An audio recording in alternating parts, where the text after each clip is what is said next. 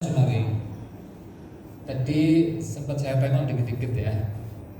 Terus kemudian yang kedua, setelah dirinci dari RKA ke RSA, intinya sampai pada implementasi teknis begitu ya. Yang kedua, kita kendalikan perencanaan tersebut pada pendekatan perencanaan jangka pendek, yaitu triwulan.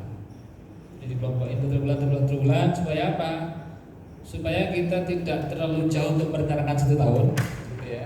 Sehingga kita bisa lebih simpel ketika kita menetapkan kegiatan tersebut per 3 bulan. 3 bulan itu lebih mendekati real lah, gitu ya. Kadang kita kesulitan dalam menetapkan perencanaan sampai 1 tahun. Maka kita perlu mengelompokkan kegiatan-kegiatan tersebut dalam pendekatan triwulan. Yang kedua, yang ketiga, mengevaluasi manajemen risiko yang sudah kita tulis, yang sudah kita input. Ya, dari sini kemudian kita ingin tahu sejauh mana langkah-langkah dalam mengantisipasi ya risiko-risiko yang muncul adanya penyimpangan dalam pencapaian indikator itu diidentifikasi dan diketahui begitu ya. Langkah-langkahnya nanti kita bahas detail di tahapan ini. Mau dicek saya sampai jam berapa? Panitia bisa dikasih 1 jam. sampai jam 11? Oh masih lama Pak. Nggak usah buru-buru Pak. Oke, siap. Kemudian yang keempat, Bapak nggak bosan ya, kurikulum ya? Oh, tidak bosan. Nanti kalau bosan mungkin ada yang apa gitu, Mas Bagus bisa nyanyi atau apa. Iya Pak. Yang keempat, yang jelas ya harus ada rencana tindak lanjut perbaikan. Yang ini bisa kita lakukan dengan pendekatan triwulan tersebut. Gitu ya. Dari evaluasi risiko barangkali ada hal yang belum kita lakukan, maka kemudian dari situ kita bikin rencana tindak lanjut perbaikan, atau biasanya kita sebut continuous improvement. Gitu. Continuous improvement. Oke, kita mulai dari sisi ini, breakdown RKA dan RSA. Menurut yang ada di sini selain Kapolri ada? Ada GPM, Bapak. Oh, GPM. Ada UPM, ada tim manajemen resiko, ada tim kreatif juga. Ada tim kreatif juga, mantap ya. Ya, Lengkap. lengkap Pak. Nah, menurut untuk RKA apa sudah punya dokumen semua ya Bapak Ibu ya? Belum punya ya? Rencana kerja anggaran sampun pirsa sedanten RKA-nya visit? Belum tahu ya. Itu jadi nanti RKA ini dirinci gitu ya. Ke RSA meliputi apa? Meliputi pelaksanaan bulannya. Jadi mau izin saya tunjukkan RKA-nya. Jadi ini RKA FISIP, alokasi yang didapatkan dari universitas pagunya 5.500.000. 5 juta, 5 miliar, 5,5 miliar. Lalu kemudian ini master plan-nya, ini lampirannya, ini renstranya udah bagus. Terus kemudian ini risk inputnya. Cuman tadi pas saya lihat Mas Jum, ini ternyata enggak semuanya ada di tampil di rencana serapan anggaran. Jadi ketika masuk di RAB itu jadinya gelondongan gitu ya. Jadi enggak muncul itunya ya, enggak muncul kegiatannya gitu ya. Jadi nanti coba kita lihat secara detail ya. Jadi nanti di sini ada input. Kita coba bahas logika ini dulu ya, logika perencanaan. Jadi dengan adanya Renstra ini, nanti ini template-nya sama Bu, 2002 Bapak Ibu, 2024 kita akan tetap melaksanakan model perencanaan dengan model seperti ini. Jadi dengan master plan itu kita melihat visi secara utuh, secara menyeluruh dari sisi sampai profil, visi misi sampai pada sarprasnya gitu ya, berapa ruang kelas, komposisi yang sudah S3 dan seterusnya, akreditasi yang sudah unggul ada berapa dan seterusnya. Di sini kita bisa melihat secara umum.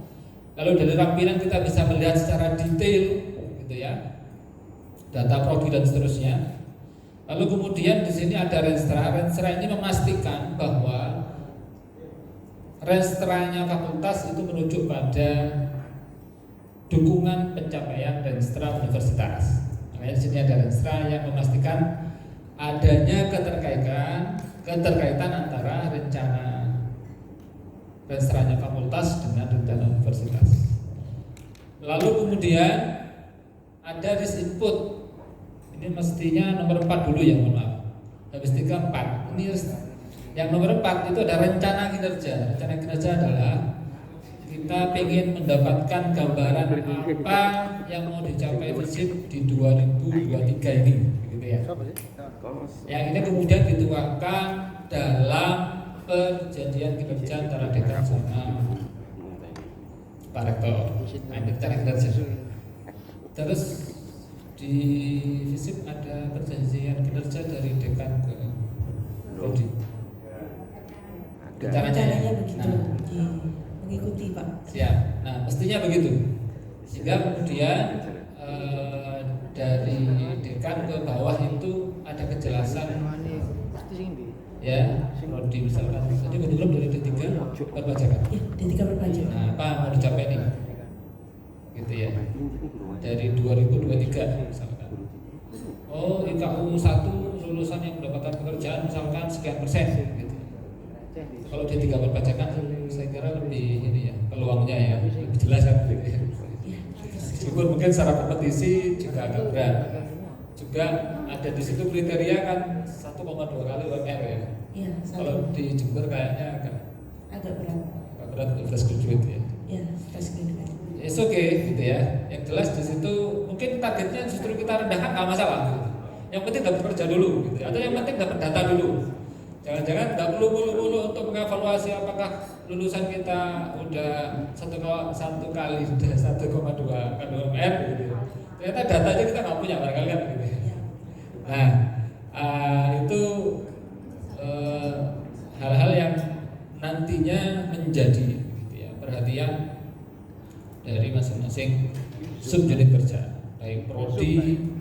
Nah, termasuk barangkali adalah layanan-layanan di bawah dekanat. Berarti kan ada akademik, gitu ya. Ada akademik, lalu kemudian ada kemahasiswaan, ya akademik kemahasiswaan alumni jadi satu ya. Lalu ada keuangan kepegawaian, ya di siapa Mas Judi sekarang kalau di Mas Judi, Mas Judi ya. Oh, pemberlengkapan ya. Kalau kepegawaian ini siapa? Oh, kosong. Kalau akademik? Oh, Bu Vivin. Oh, saya kira Bu Vivin di keuangan. Enggak. Oke, termasuk itu. Nah, dalam 3 item itu pendekatannya apa? Gitu ya. Pendekatannya bisa menggunakan pendekatan ini ya. Nah, saya kemarin bikin di UNED. Ini supaya unif.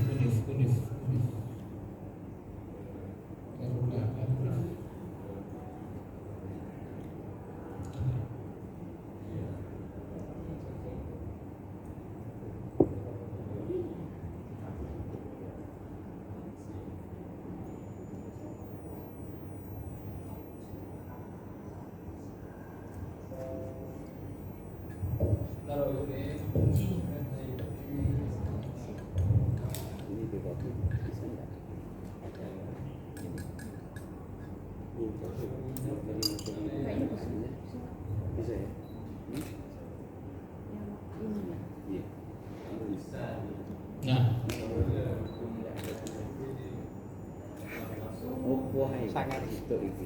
jadi pendekatan tugas fungsi ya.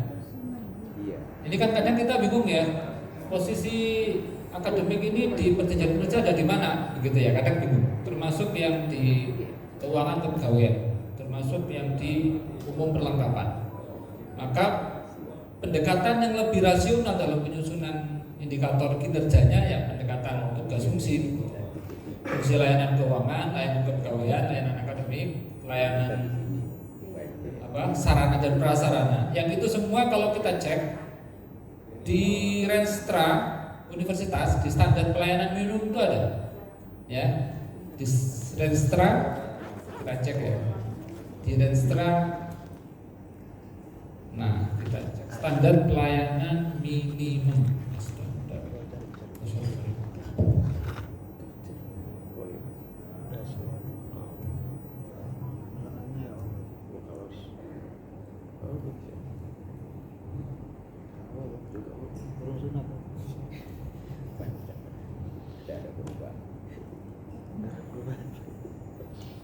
Boleh berubah, harus tetap Indonesia. Di Renstra, ini Renstra bisa di-download di webnya Datin ya, datin.una.ac.id. Nah, ini ada standar penilaian pembelajaran. Di sini lagi ada standar. Setahu saya ada ini penelitian, agak turun bawah lagi.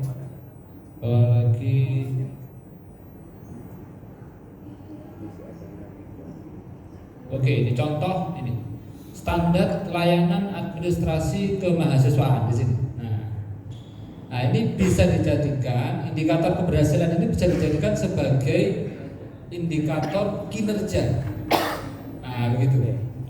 Sehingga dari sini nanti muncul program-program atau kegiatan-kegiatan yang mendukung dalam pemenuhan layanan standar minimum yang ada di RSI. Sehingga nggak kehilangan arah gitu ya. Aku mau mencapai di mana nih? Gitu. Kadang kan ini yang dialami di fakultas itu kegamangan gitu ya. Jadi akademiknya kok nyapu ya, jadi kan begitu ya. Nah, sehingga ini bisa dijadikan sebagai dasar, ini amanat ekstra gitu ya. SPM ini amanat ekstra yang harus dipenuhi di masing-masing unit kerja. Ini ada standar layanan administrasi kepegawaian, kemahasiswaan. Lalu kemudian di sini ada standar layanan administrasi keuangan, ya, di Masjid. Nah, nanti ini disesuaikan dengan kebutuhan apa yang mau dicapai di fakultas begitu. Akan bagus banget kalau itu berdasarkan riset problem existing yang ada, itu keren banget. Ya, kalau misalnya kita menggunakan pendekatan design thinking gitu ya, yang aplikasi yang baru-baru sekarang itu kayak sprint, sprint, pendekatan sprint ya Pak ini design sprint kan gitu ya. Nah itu kan berangkatnya kan dari empathy map gitu ya, empathy map. Jadi gambaran yang dihadapi, masalah yang dihadapi oleh user begitu, dan harapan yang diinginkan oleh user. Itu kalau kita bisa memotret itu menjadi keren. Jadi program yang kita gulirkan itu dibutuhkan oleh mahasiswa. Misalkan contoh nih, ini masih kita bicara indikator kinerja ya. Contoh misalkan mahasiswa itu ini kebetulan dia bapaknya PNS. Ini kemarin saya di WA ya. Anaknya kuliah di salah satu unit fakultas begitu ya. Nah, bapaknya itu mau minta surat keterangan kuliah untuk tunjangan anak biar nggak putus kan begitu. Itu lamanya minta ampun begitu. Lamanya minta ampun lebih dari seminggu belum selesai. Padahal sekarang kan bisa pakai Google Form aja gitu ya. Lalu kemudian ditandatangani, diupload gitu ya. Kalau kita mau model yang agak advance sedikit, bisa tanda tangan QR code gitu ya, atau tanda tangan digital pakai QR code, pakai SIM atau pakai apa begitu. Nah itu udah selesai cepat gitu, dimanapun Pak Joko mau tanda tangan atau Prof Zara mau tanda tangan, oke, dimanapun berada itu bisa cepat. Nggak perlu nunggu satu pekan gitu ya. Nah itu penting, sehingga kemudian penting mendapatkan feedback layanan dari user, sehingga kemudian apa yang kita lakukan tadi itu solve problem gitu ya, menjadi solve problem, menjadi jalan keluar gitu ya, solusi bagi pengguna. Nah ini termasuk di sini ada layanan administrasi perlengkapan. Nah ini bisa dijadikan item-item yang dimasukkan di mana? Di rencana kinerja. Meskipun di sini nggak ada, meskipun di sini nggak ada. Ya, kita bisa tambahkan di sini supaya apa? Supaya kita nggak terlalu bingung gitu ya. Kadang kita terlalu indikator itu terlalu ada di awak-awak gitu ya. Kita mendukung di mana jadinya agak sulit.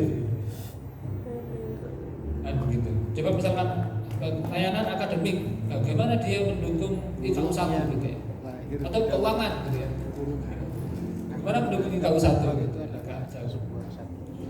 Sebenarnya juga bisa, itu kalau kita pendekatannya mau agak spesifik misalkan. Di level keuangan kita bisa bilang misalkan ketersediaan anggaran dalam pencapaian IKU 1 misalkan. Ada nggak anggarannya ini? Gitu ya. Kalau nggak ada, berarti di kantor kerja keuangan berarti buruk. Karena apa? Ya, belum menyediakan anggaran dalam mendukung ketercapaian IKU 1. Bisa seperti itu. Dan seterusnya. Nah, ini terkait rencana kinerja. Tadi saya lanjutkan, tadi masih di TUSI ya. Jadi selain TUSI, jadi juga bisa SPM, standar pelayanan minimum, ada di Lensra, bisa di download, atau perjanjian kinerja. Ya, ini sudah pastilah, itu pasti ada ya. Di PK itu kan sudah ada dokumennya bahkan. Atau jika di 1, 2, 3 nggak ada, ini bisa pakai AMI. Audit untuk internal. Ini kalau nggak salah di LP 3M ya. Ada nggak saya AMI juga? AMI. Ini AMI.